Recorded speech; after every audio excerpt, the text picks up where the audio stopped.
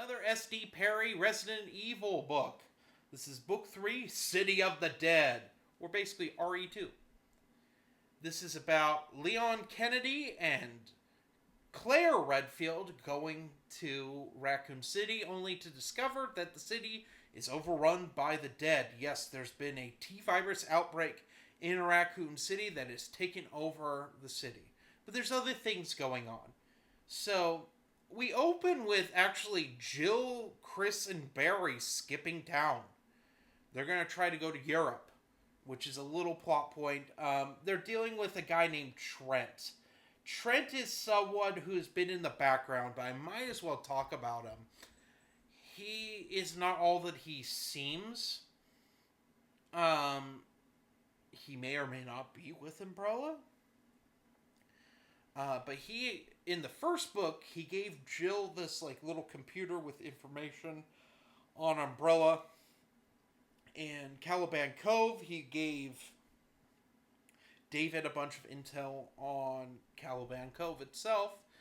And in this, he's sending... I believe he's sending Chris, Jill, and Barry to Europe. We will see about that, though. He's also got an agent named Ada Wong who's trying to find a specimen of the new G virus. So we get the two campaigns like we did with the Umbrella Conspiracy. We get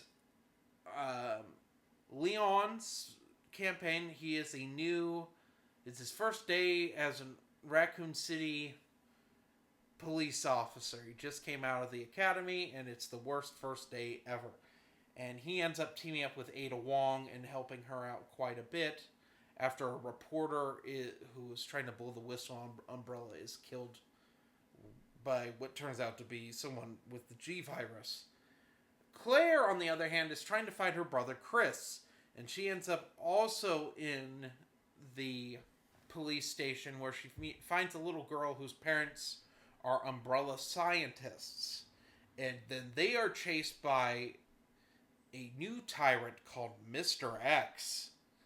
And he big scary. Also, they have to deal with Chief Irons, who's just completely lost his mind. It just is a crazy person. We get some fun stuff. The alligator fight is in this. Both the final Mr. X fight and the G virus finale with the G virus is here. I like Ada's information. So we knew, if you were reading these in the publication order, Ada Wong and Claire Redfield are both referenced in the first book. So you know that they're characters. So it's nice to see them finally appear if you're just reading these books, which is fun. I like Ada and Leon's kind of not really budding romance. It's enough. My big problem with City of the Dead, though, is it's too long. It's just way too long for one of these books. 50 pages too long. It could have been shortened. It kind of gets a little repetitive after a while once everyone gets into the sewers. When everyone leaves the police station, it's just the sewers. And it just kind of just gets bland from there. And we have fun set pieces here and there, but just, I don't know, it just felt slow to me, whereas the previous books weren't. There was no fat on them. This book has a little bit of fat going on.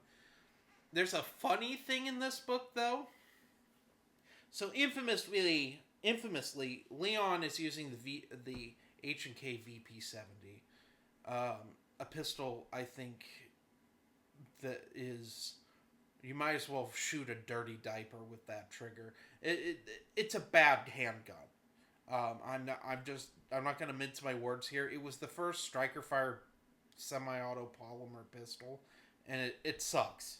It just sucks. It's a terrible gun. But that's what he has in the game, and actually in the next novel, Underworld, he's using one. But in this, he's using a Desert Eagle, which I think is hilarious, and it shoots 50 AE. like the traditional hand cannon Desert Eagle, which I think is hilarious. I don't know why.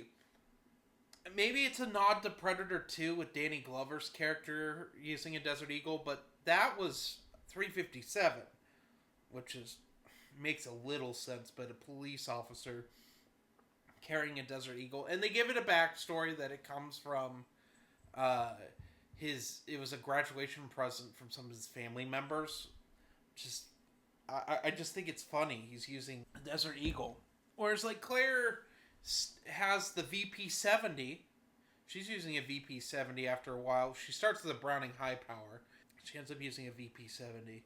It's fun. It's fun seeing new guns. There's no Beretta 92s in this, which is, I mean, not.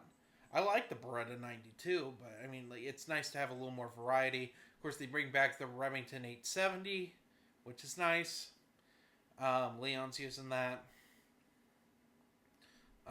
They explain why Ada Wong's in a dress. She was at a dinner, and it was like, Trent needs her to pick up the G virus, a sample of the G virus, like right away, so she didn't have time to change out of her dinner attire. So that's fun. What would I rank City of the Dead? I'd probably give it a 3.8 out of 5. It's fine. It's worth your time. It's a good novelization. But it's just, there are better Resident Evil books other than this one. Also, we get some cameos from some other characters at the end, but I won't spoil who. So, anyway, have a nice day.